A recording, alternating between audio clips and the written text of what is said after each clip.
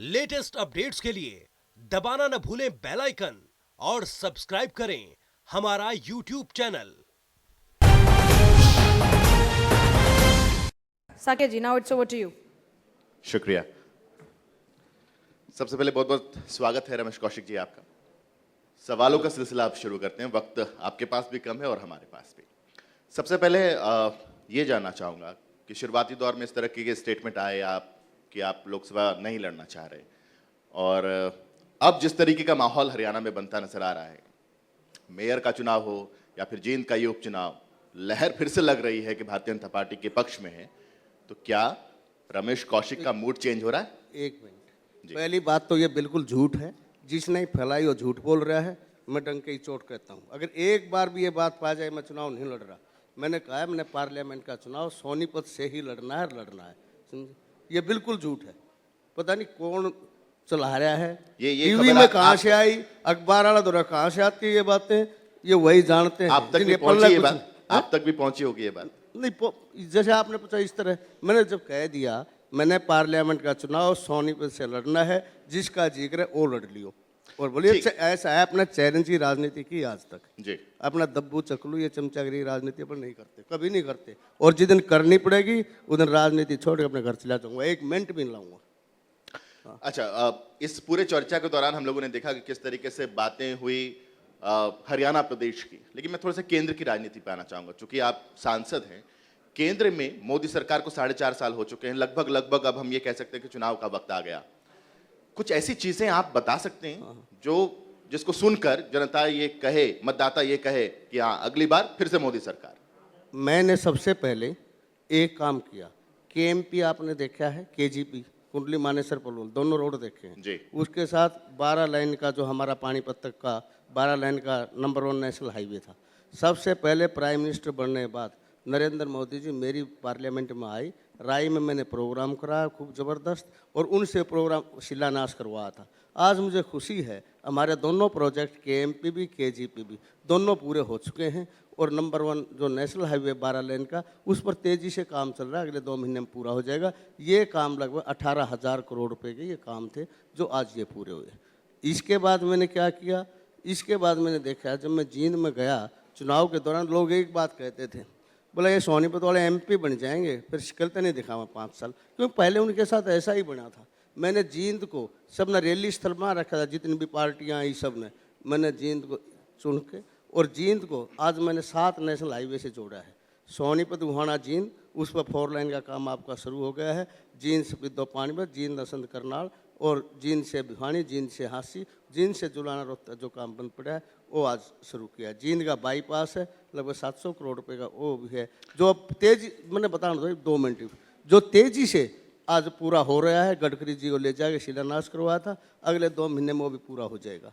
जींद के medical college का है वो काम शुरू कराया। इसके साथ साथ सोनीपत भाणा जींद रेलवे लाइन थी वो कंप्लीट करवाई, 3 रेलवे लाइनें उस पर चलाई। सोनीपत के रेलवे स्टेशन को अपग्रेड करके ए क्लास स्टेशन बनवाया। इसी तरह जींद का, और रेलवे ज़मीन में मैंने 10 तो पार्क बनवाए हैं। अगर वहाँ मौके पर जाकर आप देखो तो वाकई में ये समझोगे कुछ किया है। इसके साथ साथ क्या किया, जब से ये हमारा बालगढ़ पुल था वो आरओबी, ये तो मेरे ख्याल में 14-15 आरओबी मैंने कंप्लीट कराए हैं। सोनीपत का बाईपास है, गुहाना बाईपास इसमें डलवा लिया, जींद का बाईपास पूरा हो जाएगा।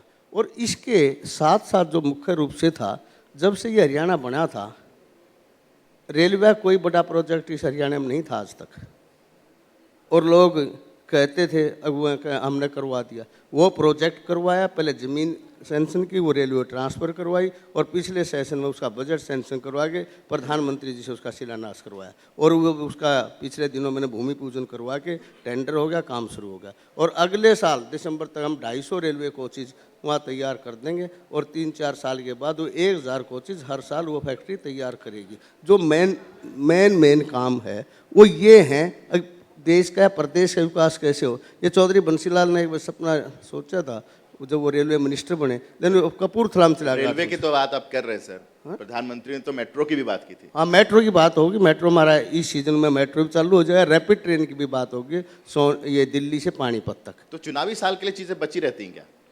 चुनाव चुनावी साल के लिए चीजें बची रहती हैं कि आखिरी साल में जनता ऐसा है को, ये मतदाताओं तक नहीं चीजें नहीं पहुंचाएंगे। ये फेजिज में होता है। हमने रेलवे लाइन जो 3 रेलवे लाइन अगर किसी पहली बार किसी रेलवे लाइन पर चली है तो सोनीपत पर चली है, रोहतक जुना जींद रेलवे लाइन थी वो बिजली से विद्युतीकरण की करवाई, 700 करोड़ रुपये उस पर खर्च किए। अब सोनीपत गुवाना जींद रेल को भी विद्युतीकरण का काम इस साल में शुरू करा दिया। एक रेलवे लाइन इस बजट में सैंक्शन करवा के जो जींद से हांसी, आज सोनीपत से जो ट्रेन है वो रेवाड़ी तक करवा दी, सोनीपत गुहाना जींद जुलाना रोहतक होते हुए रेवाड़ी तक।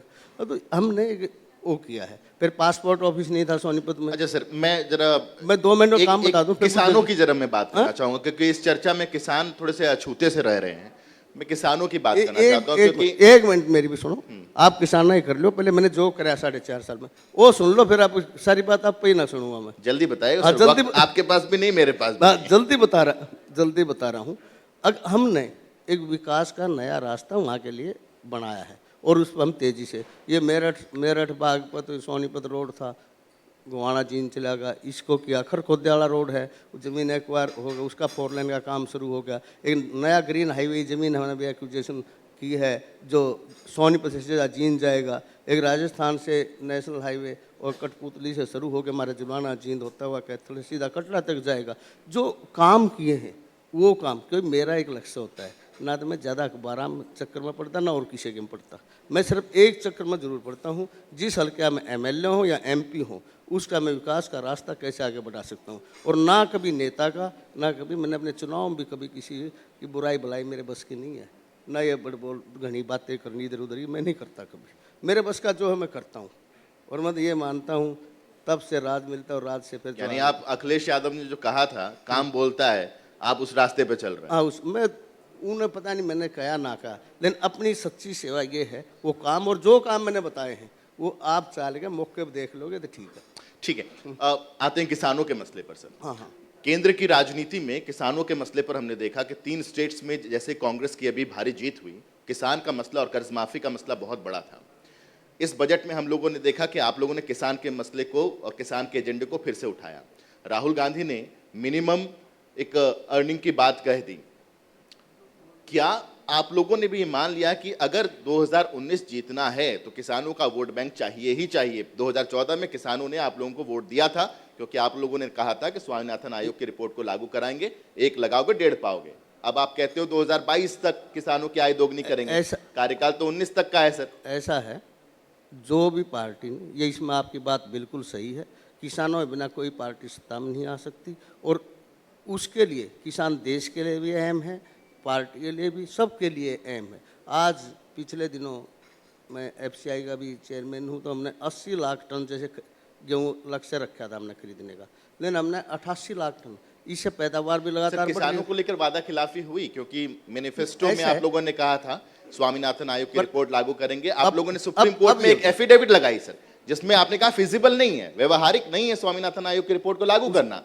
तो मैनिफेस्टो में जगह देना, फिर सुप्रीम कोर्ट में एफिडेविट लगाना, ये दोनों अलग अलग रास्ते हैं और इसी को वादा खिलाफी कहते हैं। अभी प्रधानमंत्री जी ने भी कहा है कि हम 22 तक उनकी दोगुनी करेंगे एमएसपी जो इतना सर 19 में जीतेंगे तब तो 22 तक जाएंगे।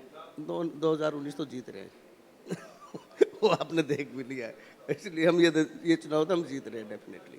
और प्रधानमंत्री ने एक ऐसी सोच शुरू की है, हमने 6,000 रुपये जो किया है वो एक शुरुआत हो गई है। आज ये 6,000 है, इसके बाद ये 8 भी होगी, 10 भी, ये बढ़ती जाएगी। ये नई शुरुआत जो किसान के लिए की है। और एक एमएसपी जो हमने पिछले दिनों बढ़ाया है, आपने भी देखा 18 फसलें ऐसी हैं जिनका आपने एकदम से काफ़ी रेट उसमें बढ़ाया है, उसमें लगातार कर रहे हैं। और प्रधानमंत्री जी कहते हैं भाई हम ये सरकारी गरीब आदमी के लिए है, फसल बीमा योजना लागू की है। फिर जब फसल का नुकसान हुआ, जितना पिछली सरकारों ने 10 साल में मुआवजा नहीं दिया था, हमने 1 साल में दिया था। आप ये मानते हैं कि प्रधानमंत्री का क्रेज भी कम हुआ है हिंदुस्तान में? ग्राफ गिरा है भारत में भारतीय जनता पार्टी का, क्योंकि जिस तरीके से आप पूरे हिंदुस्तान को भगवा करने की कोशिश कर रहे थे, अब उसकी रफ्तार में भी ब्रेक लगी है और 2019 में इसका असर भी पड़ेगा। ऐसा है, इस तरह की बात नहीं है। प्रधानमंत्री जी का आज भी भारत में नहीं, बाहर भी, पूरी दुनिया में आज भी उनका एक अलग से मान सम्मान है। उन्हें देश का मान सम्मान बढ़ाया है। देश की ताकत जो थी बाहर के देशों में, आज लोहा भी मनवाया है। नहीं तो आपने भी देखा पहले जो प्रधानमंत्री होते थे यूएसए या कहीं बाहर जाते थे, उनका क्या आज क्या है। अब तो प्रधानमंत्री जी की कोई ग्रेस कम नहीं हुई सर, है। अगर जो हम हरियाणा- जो 3 स्टेट भी थे वो हम 15-15 साल से राज कर रहे हरियाणा की अगर हम बात करें कौशिक साहब, तो हरियाणा में किसानों के pass on an average 15 lakh रुपए का कर्ज है। ऑन एन एवरेज अगर हम बात करें तो ये कर्ज का एक आंकड़ा है। किसान आत्महत्या भी कर रहा है हरियाणा में भी। इतिहास में बहुत कम कभी कभी ऐसे दर्ज किए गए थे, लेकिन आप लोगों की सरकार बनने के बाद कई ऐसे मामले सामने आए हैं। ऐसा इसके बाद महाराष्ट्र में भी किसान, तो आप लोग अगर किसान के लिए कर रहे हैं तो आत्महत्या का ये दर थम क्यों नहीं रहा, बढ़ता क्यों जा रहा, कम भी क्यों नहीं हो रहा रेशियो? ऐसा है, किसान के इशू पे हर पार्टी ने और देश के हर नेता ने इस पर बहुत ज्यादा सीरियस होना पड़ेगा और किसान की मदद कब करनी होंगे पड़ेगी। सर? अभी हो अभी रहे आप ये हैं। कह रहे अभी हैं होना पड़ेगा, लेकिन नहीं, कब? हो रहे सरकार हैं। आपकी है। नहीं हो रहे हैं, इसलिए तो 6,000 रुपये प्रति एकड़ ये शुरू की है। और ये दूसरी जो बातें कर रहे लेकिन हैं, सर ये आखिरी चुनावी साल में सवाल तो यही उठते हैं ना हर बार कि आप चुनावी साल में ऐसे फैसले क्यों लेते अब हैं? जैसे मिडिल परिवार के लिए हमने इनकम टैक्स भी 2.5 लाख से 5 लाख किया है। ये सब एक मिडिल क्लास को, दूसरों सबको आगे बढ़ाने के लिए, इसमें किसान का भी सबका, और जो रेट बढ़ा रहे हैं और आपने जिस स्लैब को बदलने की बात की कि 2.5 लाख से 5 लाख किया गया इनकम टैक्स में जो छूट देगी, फिर वहीं घूम फिर कर आ जाते हैं कि आखिरी साल में क्यों? ऐसा है, जो काम की शुरुआत जिस भी साल में हो जाए वही अच्छा है। ये क्योंकि शुरुआत आपको तो याद अच्छी होगा है। अरुण जेटली जी ने जब पहला बजट पेश किया था तो कहा था कड़वी गोली खानी होगी। सर अब अब ये मीठी हमने गोली दे इस- रहे हैं। इस- अब मीठी गोली, पहले कड़वी गोली दे रहे थे। इसके लिए क्यों 4 साल में हमने अर्थव्यवस्था इस लेवल पे लाए कि अब हम ये काम कर सकते हैं। अर्थव्यवस्था को मजबूत करना भी बहुत जरूरी कहाँ है। अर्थव्यवस्था मजबूत है? रुपये की स्थिति देख लीजिए डॉलर के सामने, बेतहाशा रुपए की स्थिति जो है वो गिरती चली जा रही है, तो अर्थव्यवस्था मजबूत कैसे हो गया सर? नहीं, आज के दिन पहले जो डिफेक्ट वो था, घाटा था, वो हमने पूरा कर रहे हैं। और दूसरा, सारा विकास का रास्ते पे हमारे प्रधानमंत्री की नीयत साफ है और वो सही मायने में काम करना चाहते हैं। और अब हरियाणा में आपने देखा भी, आप लोग भी वहाँ गए थे, जींद का चुनाव ने सिद्ध भी कर दिया। लोगों ने हमारे उम्मीदवार को 12,000 से ज्यादा अभी वोट दिए। राजकुमार सैनी बोल के गए कि आप लोगों ने भ्रम फैला दिया, इस वजह से भारतीय जनता पार्टी जीत गई। ऐसा है, ये बातें तो करनी ही पड़ेंगी। जो भी अपोजिशन होगी उसने कुछ ना कुछ कहना है और उन्हें कहना भी चाहिए। उनको ये बात लगी हुई, हमें नहीं लगी। हम ये मानते हैं हमारे विकास के काम पर लोगों ने वोट दी है और उससे हम चुनाव जीते हैं। चलिए, आपके संसदीय क्षेत्र में जो तमाम विधायक मौजूद हैं, उन विधायकों का, उनकी जो रिएक्शन उनका है, उन रिएक्शंस को भी हमने कैप्चर किया है। एक बार मैं गुजारिश करूंगा कि उन विधायकों का रिएक्शन एक बार सुन लेते हैं, फिर चर्चा को आगे बढ़ाएंगे। एक बार उनका रिएक्शन हो जाए प्लीज। मैं पूछना चाहता हूं कि 537 एकड़ के अंदर जो यहाँ पर इंटरनेशनल हॉर्टिकल्चर टर्मिनल मार्केट बननी थी, जिससे गन्नौर का सर्वांगीण आर्थिक विकास होना था, उस मंडी के अंदर एक भी ईंट इस सरकार के आने के बाद नहीं। सड़कों का इतना बुरा हाल है कि ये पहचानना मुश्किल हो जाता है कि सड़क में गड्ढा है, गड्ढे में सड़क है। इस सरकार के आने के बाद मुश्किल से 10 करोड़ रुपए की ग्रांट यहाँ के 76 गांवों के अंदर पहुंची। तराही मची हुई है विकास में। मैं ये कहता हूँ, अगर कोई ये दावा कर रहा है विकास उन्होंने किया है, तो उस दावे को लोगों के सामने लेके आए, इसके बारे में एक श्वेत पत्र जारी करें। सांसद रमेश कौशिक जी ने अपने कार्यकाल के अंदर 5 साल का कार्यकाल पूरा होना, यदा कदा ही उनके दर्शन होते थे और क्षेत्र के विकास के लिए उनकी रुचि ना के बराबर थी।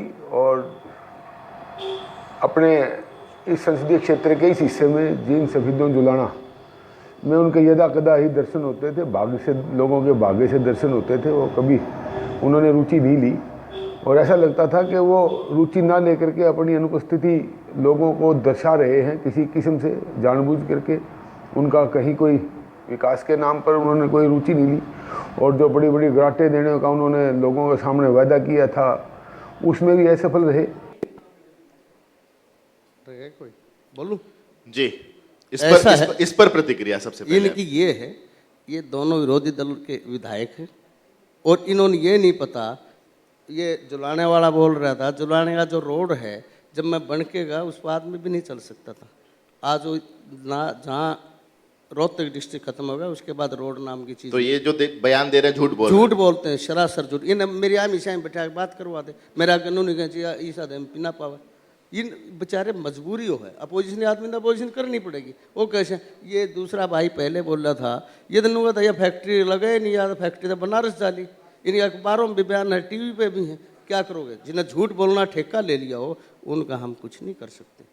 मेरी तो आदत नहीं है किसी के बारे में कुछ भी कहने की, लेकिन लोगों ने ऐसी झूठ नहीं बोलनी चाहिए। और कहा 10 करोड़ रुपये, उस हल्के में लगभग 400 करोड़ रुपये खर्च हुए। एक गांव है दतौली, उसमें 14 और 15 करोड़ रुपये खर्च किए। रमेश कौशिक जी, आपकी बातों से ऐसा भी लग रहा है कि आप गांधी जी के उस सिद्धांत पर चलते हैं, कोई एक गाल में थप्पड़ मारे तो दूसरा गाल भी आगे बढ़ा दो।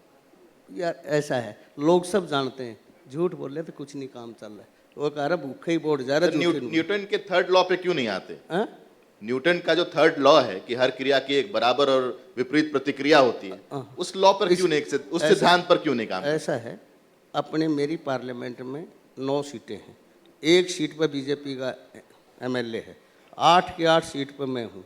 और लोग एक बात कहते हैं, एमएलए का काम भी टोटल किया है, मुख्यमंत्री जी को भी लाकर अपने 9 के 9 हल्के में, और मुख्यमंत्री जी से भी जो बातें हमने रखी हैं, पिछले दिनों भी आए, गन्नौर भी आए तो 300 करोड़ रुपये लगभग हर क्षेत्र को उन्होंने दिए हैं।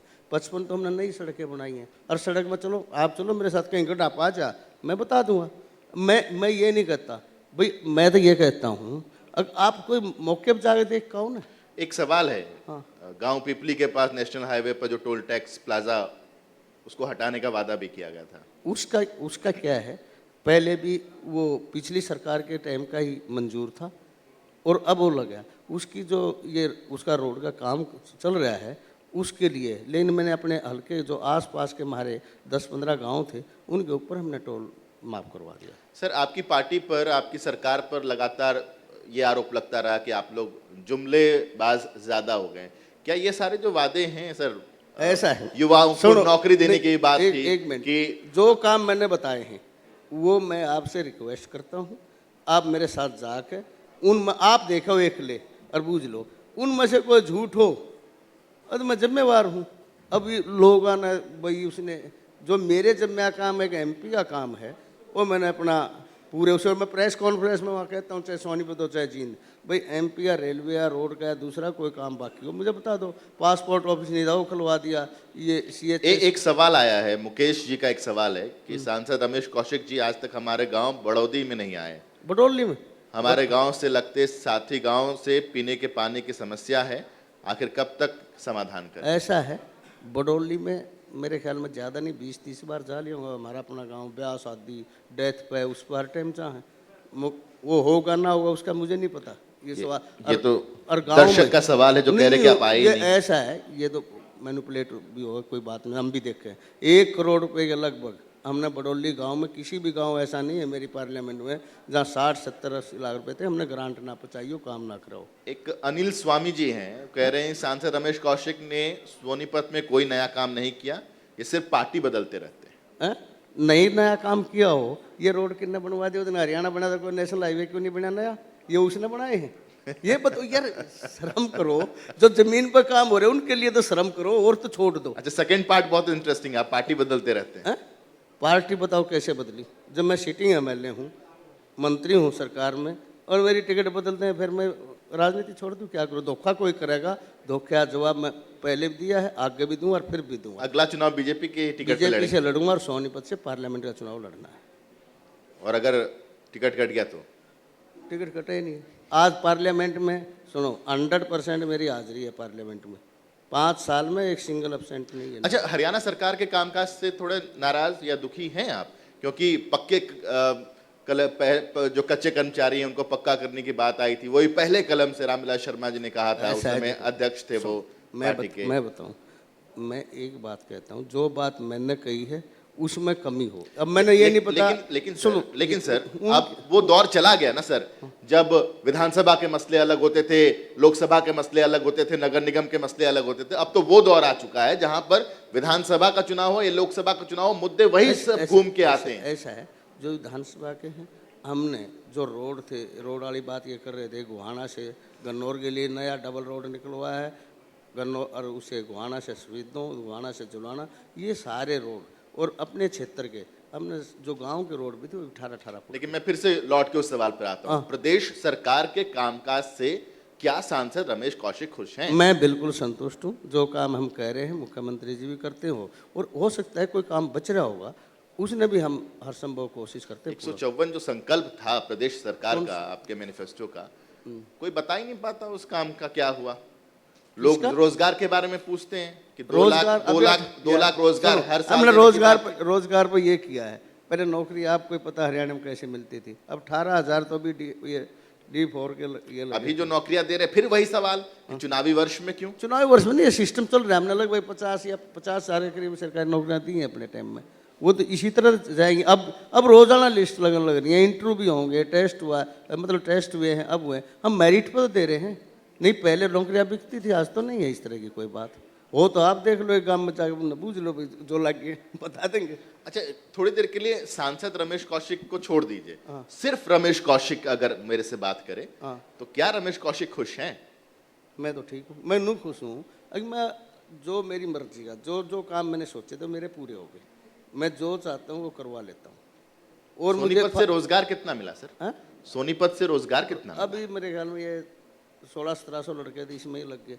और लगातार पीछे पुलिस की हुई थी 5,000 भर्ती, उसमें भी जो हमारे हिस्सा पहले जो हरियाणा में एक था, आज सब समान विकास तो हो रहा है हर जिले अगर में। 5 साल में, और मेरे यहाँ अगर 5 साल में सर 2,000 नहीं, 3,000 नहीं, 4,000 ये तो मैं ये बता रहा हूँ, जो बच्चों की अभी नौकरियां लग रही हैं, अभी लगे हैं और लगातार लग रहे हैं। और ये हम अपने हल्के में कहते हैं भाई, जिनने प्राइवेट में अगर कोई क्या मैनिपुलेट नहीं कर रहे हैं आप लोग कि इस वक्त रोजगार मिल रहे हैं, रोजगार के अवसर नए तैयार हो रहे हैं, तो इसको तो मैनिपुलेशन ही कहते ऐसा हैं। है, मतदाताओं अब के ये दिमाग में एक भ्रम की नहीं, स्थिति पैदा कर रहे हैं ऐसा आप। है। अब हमारे यहाँ कुंडली में भी काफ़ी इंडस्ट्री हैं और हैं जो लोग कंप्लीट और काम करना चाहते हैं, उन्हें वहाँ रोजगार मिलने में कोई दिक्कत नहीं है। आज के दिन कोई, अब तो हरियाणा में हमने अपने हाथ से गेहूँ काटे हैं, धान लगाए हैं। आज हमारे यहाँ इतना ही वो है कि कोई खेत के काम भी स्वयं नहीं करना चाहते लोग। सारे हमारे यहाँ, मेरे घर में इंडस्ट्री में जितने लोग हैं वो बाहर के स्टेटों के हैं और हैं। हमारे आदमी करें तो उन्हें काम की कोई कमी नहीं है। एक सवाल और ले लेता हूँ। विनोद मलिक हैं ये गोहाना से। रमेश कौशिक जब से सांसद बने हैं उन्होंने जुलाना हल्के के लिए क्या किया, कृपया जनता को बताएं। जुलाना हल्के के मैंने एक काम किया, जब मैं बन के गया, जबकि मेरे नहीं थे। जुलाना के एक रोड था, वो टूटा हुआ, इतना पानी भर रहा था। मैंने उसको बनवा के ऑडिटोरियम की स्थापना जुलाना में की है, पार्क का निर्माण किया है, स्टेडियम किया है और रेस्ट हाउस का है, एक सेक्रेटरीट का। ये चीज़ें बनने लग रही हैं सारी, हमने काम किया है। और सारे उनकी सड़कें दूसरी वो की हैं। जींद में 300 करोड़ रुपए इधर गलियाँ आ रही थी, एक भी कच्ची नहीं छोटी, चाहे नापरूड कॉलोनी थी चाहे कुछ थी, जो रह रही उनमें काम चल रहा है। आपने इस चर्चा के शुरुआती दौर में ही केएमपी का जिक्र किया। हाँ, मैंने उस समय आपको काउंटर नहीं किया, लेकिन हम लोगों को पता था कि इसका जिक्र आप करेंगे। उसके काउंटर के लिए सवाल जो तैयार किया गया था वो ये कि केएमपी को छोड़कर गांव खेड़ा से जींद तक 4 लेन का हाईवे बनना था, अभी तक काम कहाँ से? एक मिनट, गांव खेड़ा से जींद तक के लिए खेवड़ा है? और सोनीपत से रोहतक तक भी होना था 4 लेन हाईवे, उस पर भी अभी तक काम शुरू नहीं हो पाया। उस पर अब काम शुरू हो गया, टेंडर हो गया दोबारा। पीछे पड़ा था, कोर्टों में पड़ा था, उन्हें निपटा दिया। और सोनीपत वाले पर काम शुरू हो रहा है। इस काम को शुरू करने में दिक्कतें क्यों आ रही थी? क्योंकि नितिन गडकरी तो लगातार काम कर रहे हैं। नहीं, गडकरी जी कर रहे हैं। गडकरी जी ने तो ये करवाया सारा। यूकेएमपी 10 साल से बंद पड़ा। लेकिन सर नहीं, आप आकर 5वें साल में क्यों शुरू? 5 में कहाँ किया? यूकेएमपी पूरा करा, 10 साल से बंद नहीं। केएमपी का तो जिक्र ही नहीं कर रहे, केएमपी से आगे बढ़ गए। आगे बढ़ लिए। सोनीपत गोहाना जींद रोड है, वो 4 लेन का काम शुरू नहीं हो रहा। सोनीपत से रोहतक, सोनीपत जो अभी जो काम हाँ, शुरू हो रहा है, सोनीपत से रोहतक भी हो रहा है। सर काम नहीं, ऐसा है, सुनो, जमीन एक्वायर हमने की है, अब जमीन एक्विजिशन होगी, काम हो गया, टेंडर करने लग रहे। अगर आपके कार्यकाल में काम शुरू होता है, फिर सरकार अगर बदल जाती है, दूसरे का कार्यकाल आता है, फिर काम अटकता है। आप ये सुनो, मेरी बात ये सुनो आप, अगर टेंडर हो जाए, पैसे अलॉट हो गए, वो काम चाहे पूरा होगा। जब आपका टेंडर हो गया, काम अलॉट हो गया, काम शुरू हो गया, फिर क्या एक दिन पता है सर कि जब काम होने में डिले होता है तो उसकी जो राशि होती है उसमें इजाफा होने लग जाता है। वो क्यों होती है? आज जमीन एक्विजिशन का काम है, वो में 6-7 महीने लग जाते हैं आराम से। बताओ, नहीं लगेंगे तो वो ऑब्जेक्शन भी मांगने पड़ेंगे, जो कानून का रास्ता अपनाना। फिर उसके लिए अब मैंने ये एक सोनीपत से सीधा दिल्ली के रिले रोड करवाया। अब वो पहले अब तो तेज़ी से काम चला, इससे पोल्यूशन से वो करवाना, पेड़ कटवाने की परमिशन करवाना, वो में 6-8 महीने लग गए। और वो भी मैं पीछे पीछे नहीं घूमता तो वो भी ना होके दे। ये काम कहना बहुत आसान है, बड़े काम को सिरे चढ़ाना और बनवाना वो उतना ही वो है, उसमें समय तो लगेगा। अभी KMP है, हमने 6-8 महीने पहले कंप्लीट कराया। मैंने ये भालगढ़ का पुल था, ये भी 4-5 महीने पहले पूरे कराया। तो जो यू KGP है, यू टाइम से पहले पूरा हुआ। आपको लगता है कि मौजूदा सरकार के जो तमाम काम रहे हैं या जो तमाम काम पाइपलाइन में हैं, उनका और मोदी सरकार हो चाहे मनोहर सरकार हो, इनका असल काम अगर देखना है तो जनता को 5 साल और देना होगा, नहीं तो इस कामकाज के रिपोर्ट के आधार पर तो शायद जनता या मतदाता ना कर दे। ऐसा है, मुझे आप एक बात पूछना चाहता हूँ, 50 साल हरियाणा बने हो गए होंगे ना? 50 जी साल बिल्कुल हो गए।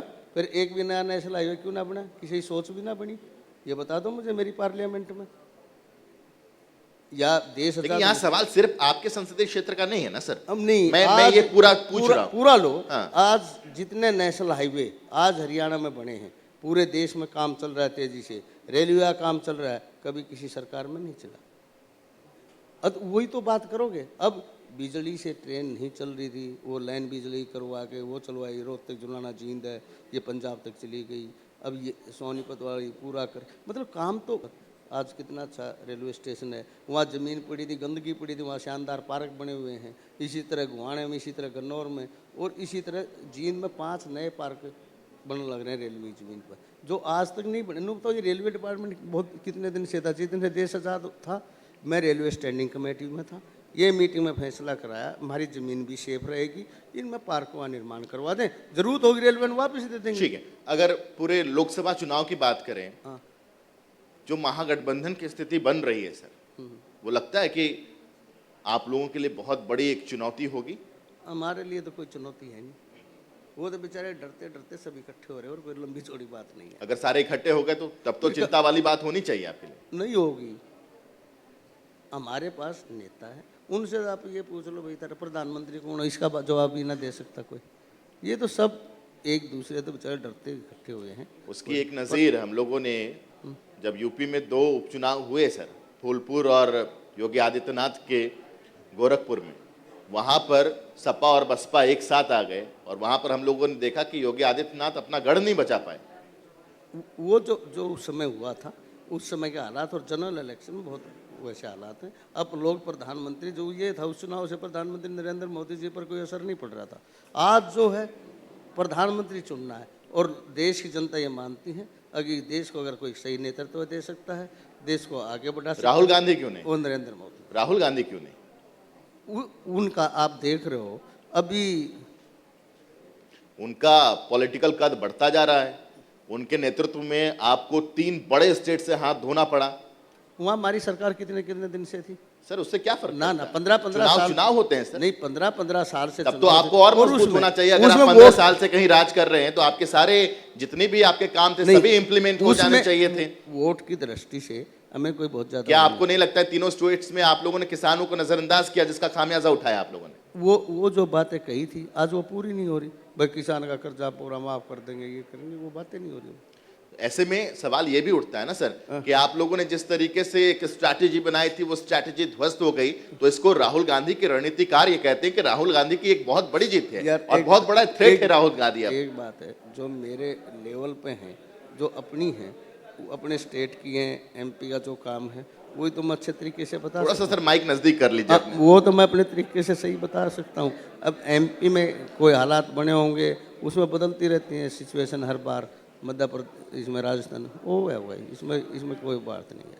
चुनाव में हम इतने स्टेट हम जीतते 3 में हार गए तो कोई ये मानना जा रहा है या ये कहा जा रहा है कि युवा नाराज है मोदी सरकार से क्योंकि रोजगार के मौके नहीं मिले, किसान नाराज है क्योंकि वो आर्थिक दृष्टिकोण से मजबूत नहीं हुआ, व्यापारी नाराज हैं जीएसटी को लेकर के, नोटबंदी को लेकर व्यापारी फिर से नाराज यार हैं। एक बात तो इन सारी चीजों का अगर हम समावेश करें, ये कॉम्बिनेशन अगर होता है तो बीजेपी कहाँ टिक रही है सर? जब नोटबंदी की तो यूपी में कितनी सीटें आई थी? 327 आई थी कभी किसी की? वो नोटबंदी आया, चुनाव हुआ नहीं था?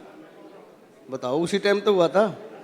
इसलिए ये कोई बातें नहीं है कब क्या होना है। रोजगार के मसले पर युवाओं को क्या कहेंगे आप? देश का युवा जो रोजगार मांग रहा था आपसे, कहाँ दे पाए आप रोजगार? ऐसा है, रोजगार बहुत काफ़ी संख्या में रोजगार दे रहे हैं और देंगे, और हमने सबसे बढ़िया बात एक की है, रोजगार हम मेरिट के आधार पर दे रहे हैं। चलिए एक आखिरी सवाल यहाँ पर लेता हूं मैं आपसे, कुछ तुरुप के इक्के बता दीजिए, हाँ?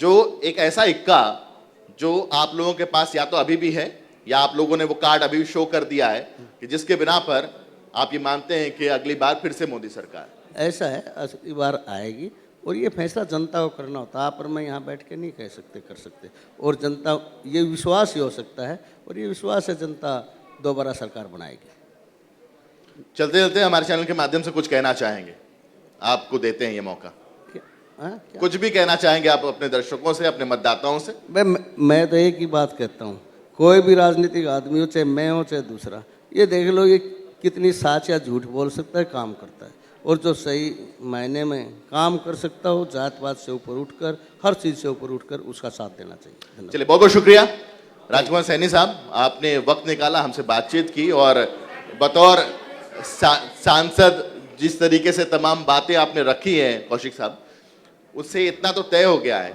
कि आगे आने वाले चुनाव में आप भारतीय जनता पार्टी की तरफ से ही हैं और सांसद के टिकट की पूरी दावेदारी आपने पेश कर दी है। बहुत बहुत शुक्रिया बातचीत करने के लिए। It's over to you. Latest updates के लिए दबाना न भूलें बेल आइकन और सब्सक्राइब करें हमारा YouTube चैनल।